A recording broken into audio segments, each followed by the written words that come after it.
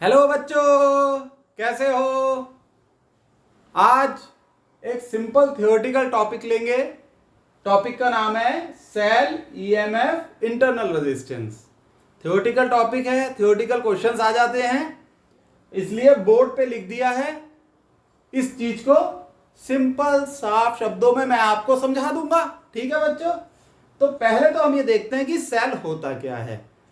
Cell यानी कि electric cell. Electric cell ही इसका पूरा नाम है। It is a source of electrical energy which maintains continuous flow of charge in an electric circuit. यहां एन है बच्चों, इन एन इलेक्ट्रिक सर्किट। तो ये क्या है, एक सोर्स ऑफ इलेक्ट्रिक एनर्जी है। और ये क्या करता है, इट मेंटेन्स कॉन्टिन्यूअस फ्लो, यानी जो चार्ज का फ्लो इलेक्ट्रिक सर्किट में बनाता है। यहां पर कुछ बच्चों को मिसकंसेप्शन था एक चीज का, या हो सकता है अब भी हो। वो क्या था कि जैसे ये सेल है, ध्यान से देखना बच्चों, और एक सर्किट से कनेक्टेड है, resistance. This is resistance R. ये रेजिस्टेंस कुछ भी हो सकती है, कोई बल्ब भी हो सकता है, कोई पंखा भी।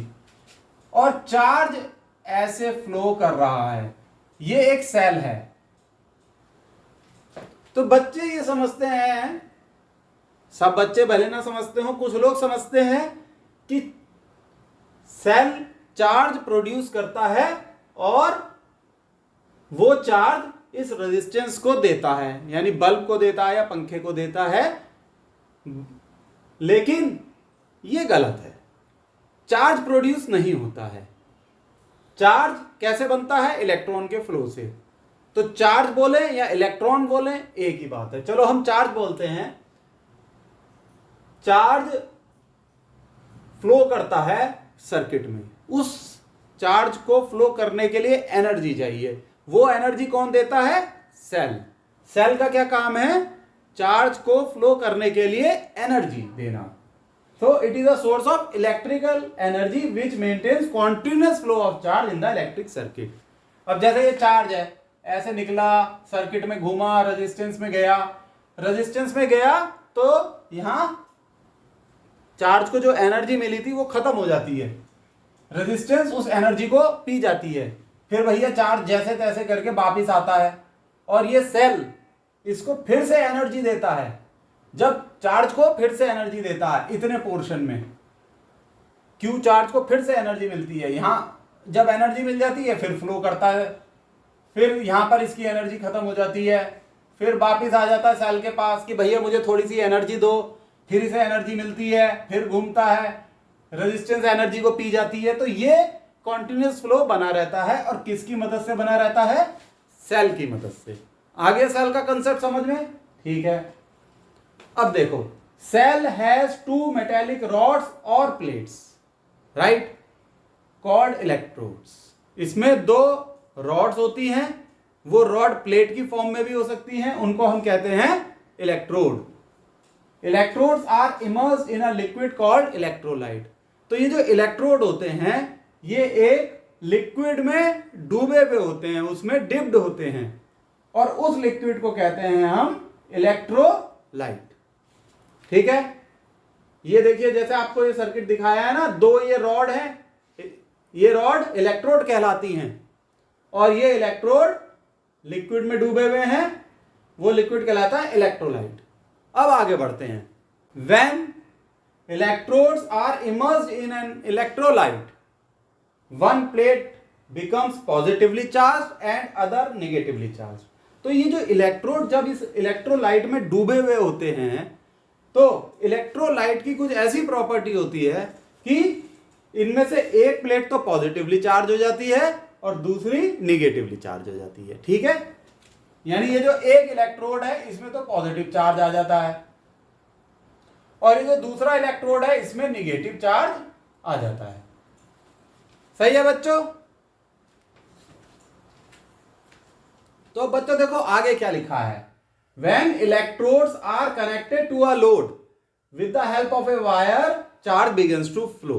भाई जाहिर सी बात है कि जब एक प्लेट पे पॉजिटिव चार्ज आ गया, दूसरे पे निगेटिव, अब वायर की मदद से लोड से कनेक्ट कर दो इस सेल को, तो बस चार्ज फ्लो करना शुरू कर जाएगा। चार्ज मींस इलेक्ट्रॉन फ्लो करेंगे, इलेक्ट्रॉन फ्लो करेंगे, इसका क्या अर्थ हुआ, करंट फ्लो करना शुरू हो जाएगा। R is the load. Bulb भी हो सकता है, पंखा भी हो सकता है, टोस्टर भी हो सकता है, ठीक है, गीजर भी हो सकता है, कुछ भी हो सकता है। Now in this process chemical energy of electrodes and electrolyte is converted to electrical energy. तो ये बात है, ये एक बेसिक प्रिंसिपल है सेल का, क्या कि chemical energy of electrodes and electrolyte is converted to electrical energy. तो ये जो इलेक्ट्रिकल एनर्जी है ये चार्ज को फ्लो करने में मदद करती है, क्योंकि चार्ज को जब फ्लो करेंगे तो एनर्जी की जरूरत है। इसका मतलब सम वर्क इज डन, यानी कुछ काम हो रहा है चार्ज को सर्किट में फ्लो कराने के लिए। ध्यान से गौर करो मेरे शब्दों पे, कुछ काम हो रहा है चार्ज को सर्किट में फ्लो कराने के लिए, और वो काम कैसे हो रहा है, इलेक्ट्रिकल एनर्जी की मदद से। और वो इलेक्ट्रिकल एनर्जी कहां से आ रही है, केमिकल एनर्जी से। ये मैं इसलिए कह रहा हूं क्योंकि यहीं से ईएमएफ की डेफिनेशन निकल के आती है, ठीक है, electromotive force, EMF of a cell. EMF की फुल फॉर्म है इलेक्ट्रोमोटिव फोर्स। तो बच्चा यहां से ईएमएफ की डेफिनेशन निकल के आती है। EMF is the amount of work done by a cell in forcing a unit positive charge to flow in a electric circuit। यानी कि यूनिट पॉजिटिव चार्ज को फ्लो कराने के लिए जितना वर्क डन चाहिए उसे हम कहते हैं ईएमएफ। क्या कहते हैं, ईएमएफ। अब इसकी डेफिनेशन से फॉर्मूला देखो कैसे बनता है। ई अगर ईएमएफ है then E equal to work done upon charge, right. अगर work done is 1 joule, work done क्या है 1 जूल, चार्ज 1 कूलम, तो ईएमएफ कितनी होगी आपकी 1 joule upon 1 coulomb. This is equal to 1 joule per coulomb. इसका अर्थ क्या हुआ 1 volt, 1 volt equal to 1 joule per coulomb. 1 volt is equal to 1 joule per coulomb. यह बात समझ में आ गई बच्चों। हम 1 वोल्ट ईएमएफ को डिफाइन करते हैं। 1 वोल्ट ईएमएफ इफ, काटो,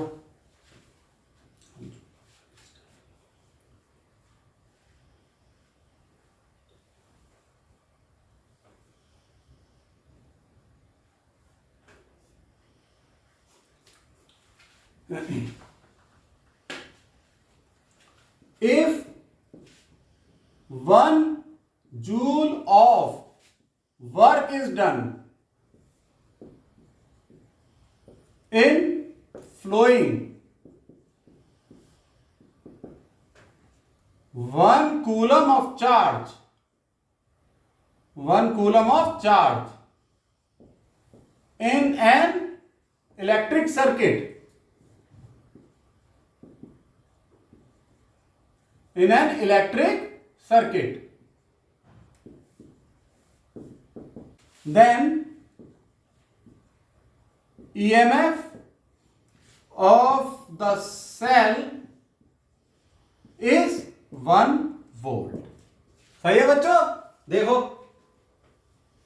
आ गई बात समझ में। बच्चों अब हम जैसे प्रैक्टिकल एस्पेक्ट की बात करें, आप बाजार गए, आप 12 वोल्ट की बैटरी ले आए, तो उस बैटरी का ईएमएफ क्या है 12 वोल्ट, ठीक है। 12 वोल्ट की आप जब बैटरी ला रहे हो तो उससे कोई सर्किट कनेक्टेड नहीं है, या आप एक छोटा सा टॉर्च का सेल ले आए 1.5 वोल्ट का, तो उस वक्त उससे कोई सर्किट कनेक्टेड नहीं है और उसकी ईएमएफ है 1.5 वोल्ट। यानी जब बैटरी सर्किट से कनेक्टेड नहीं होती है उसे हम क्या बोलते हैं, ओपन सर्किट कंडीशन। मींस कोई लोड लगा हुआ नहीं है बैटरी से, तो वो जो ईएमएफ होती है चाहे वो 1.5 वोल्ट हो या 12 वोल्ट, जो बाजार में मिलती है कह के हमें बैटरी, उसे हम ईएमएफ कहते हैं। ठीक है। अब जैसे 12 वोल्ट की बैटरी है, तो जब वो किसी सर्किट को करंट देगी, ध्यान से सुनना, जब 12 वोल्ट की बैटरी है, अगर वो किसी सर्किट को करंट देगी, तो उस सर्किट के अक्रॉस या उस सर्किट में कोई लोड लगा हुआ है, उसके अक्रॉस अगर हम वोल्ट मीटर लगा दें और वोल्टेज मेजर करें, तो 12 वोल्ट नहीं होगा। वोल्ट मीटर की रीडिंग 12 वोल्ट नहीं होगी। क्यों नहीं होगी? क्योंकि बैटरी की अपनी अंदर एक रेजिस्टेंस होती है, उसको हम कहते हैं इंटरनल रेजिस्टेंस। तो यहां से कंसेप्ट निकल के आता है इंटरनल रेजिस्टेंस का। आओ इस कंसेप्ट को समझते हैं कि इंटरनल रेजिस्टेंस होती क्या है। तो बच्चों, ईएमएफ की ये डेफिनेशन भी लिख दी। EMF, it is the potential difference of a cell in an open circuit. यानी कि जब सर्किट में कोई लोड ना लगा हो, कोई रेजिस्टेंस ना हो, तो जो सेल की पोटेंशियल डिफरेंस होती है उसे हम कहते हैं ईएमएफ। बाजार से जो बैटरी लाए कि साहब 12 वोल्ट की बैटरी दे दो, 12 वोल्ट क्या है? उसकी ईएमएफ। अब आप एक सर्किट से इंटरनल रेजिस्टेंस का कंसेप्ट समझिए। इंटरनल रेजिस्टेंस का कंसेप्ट इस तरीके से देखिए, एक 12 वोल्ट की बैटरी हम लाए बाजार से, ये है वो 12 वोल्ट की बैटरी। ठीक, ये की है, की ऑन है। इस बैटरी से एक रेजिस्टेंस लगी हुई है 4 ओम्स की। तो वो रेजिस्टेंस कोई बल्ब भी हो सकता है, कोई पंखा भी हो सकता है। अब इस बैटरी से करंट निकला, ये ऐसे ऐसे आई, वो करंट की रीडिंग यहां एमीटर से मेजर हो जाएगी। जब ये करंट यहां गया इस रेजिस्टेंस में, तो इसके अक्रॉस जो पोटेंशियल डिफरेंस है वो इस वोल्ट मीटर से मेजर हो जाएगी। अब देखो ओम्स लॉ क्या कहता है? V is equal to I into R. V is equal to I into R, सही है। ईएमएफ है 12 वोल्ट, रेजिस्टेंस है 4 ओम्स, तो कितना करंट फ्लो कर रहा होगा? V अपॉन आर, इतना करंट फ्लो कर रहा होगा। V 12 वोल्ट, रेजिस्टेंस कितना है? 3 एम्पियर। यानी ये जो करंट है ये 3 एम्पियर का फ्लो कर रहा होगा। ये जो करंट आई है, यानी एमीटर की जो रीडिंग है वो 3 एम्पियर आनी चाहिए, लेकिन ऐसा नहीं होता है। एमीटर की रीडिंग 3 एम्पियर से थोड़ी कम आती है। अच्छा, इधर जो वोल्ट मीटर है उसकी रीडिंग 12 वोल्ट होनी चाहिए, यह भी नहीं होता है। इस वोल्ट मीटर की रीडिंग भी 12 वोल्ट से कम आती है। अब आप अगर एक्सपेरिमेंट करेंगे तो वोल्ट मीटर की रीडिंग मेजर करोगे, you will find volt meter की रीडिंग, वोल्ट मीटर की जो रीडिंग होगी इट इज से 10 वोल्ट, 12 वोल्ट से थोड़ी कम होगी। तो एमीटर की रीडिंग कितनी होनी चाहिए? रेजिस्टेंस है 4, इसके अक्रॉस जो पोटेंशियल डिफरेंस है 10, तो करंट कितना फ्लो करना चाहिए? 10 V बाय आर होता है ना, 10 upon 4 which is 2.5 ampere.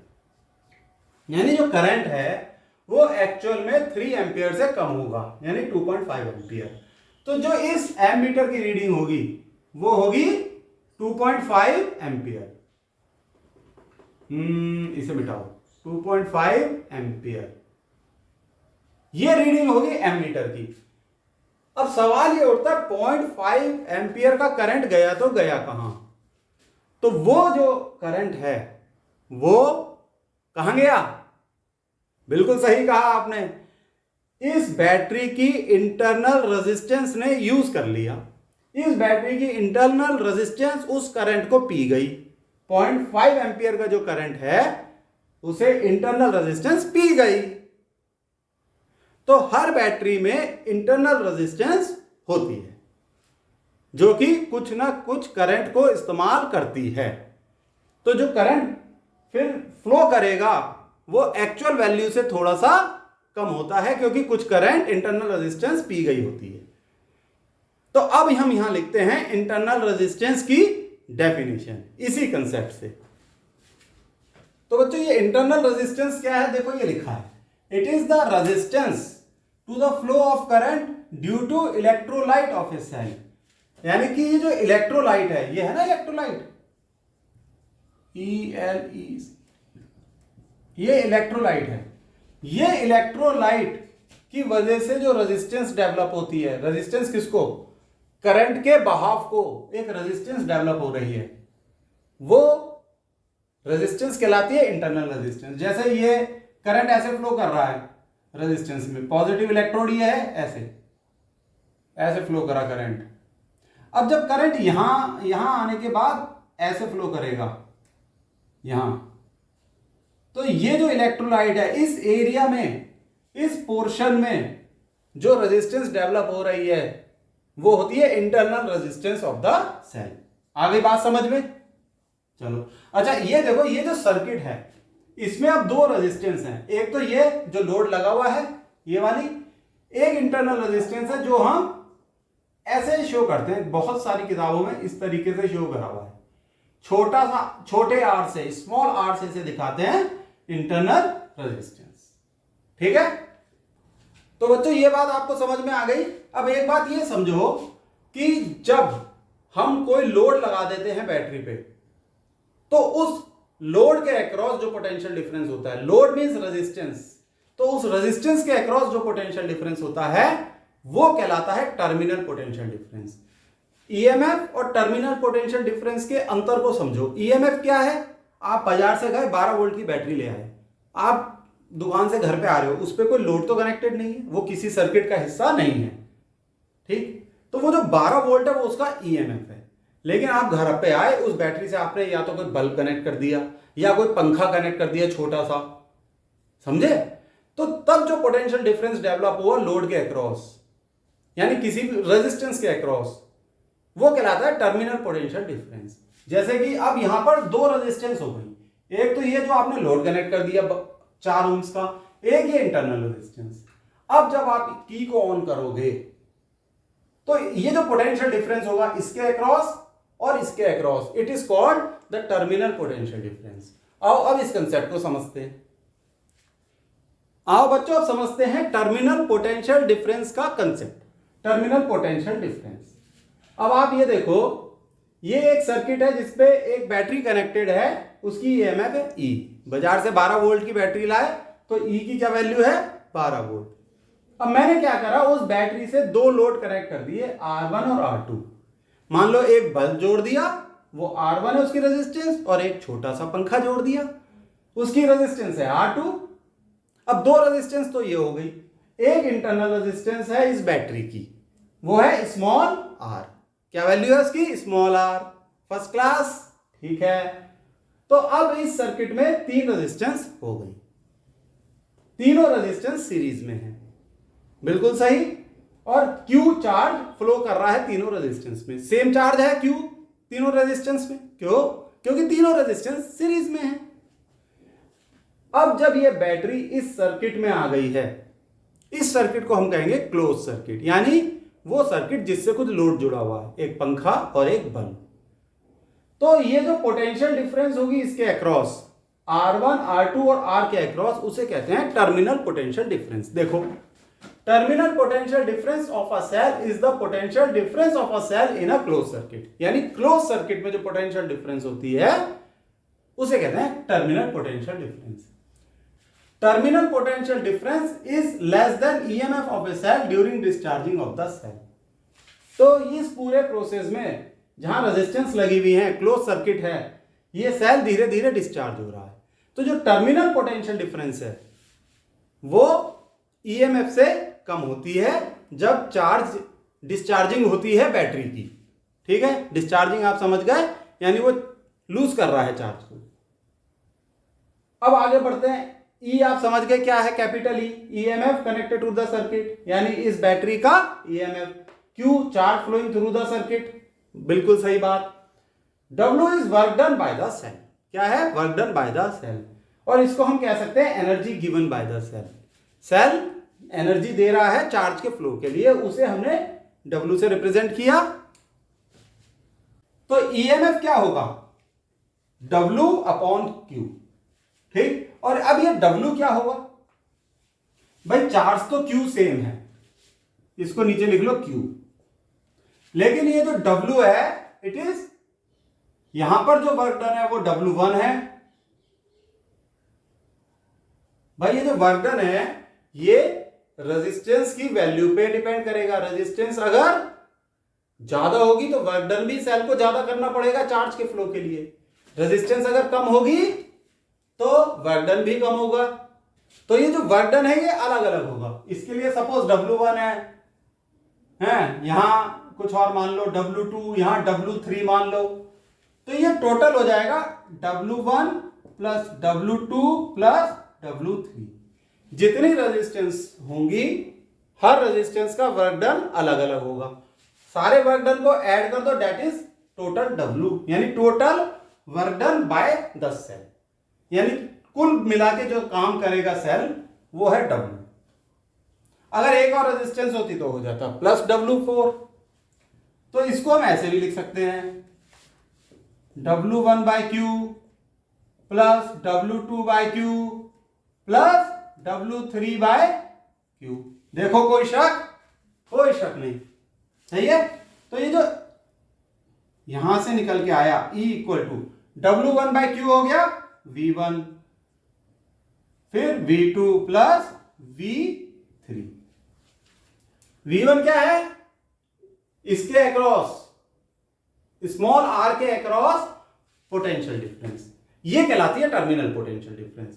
V2 ये R1 के अक्रॉस पोटेंशियल डिफरेंस, और V3 R2 के अक्रॉस पोटेंशियल डिफरेंस। आगे बात समझ में।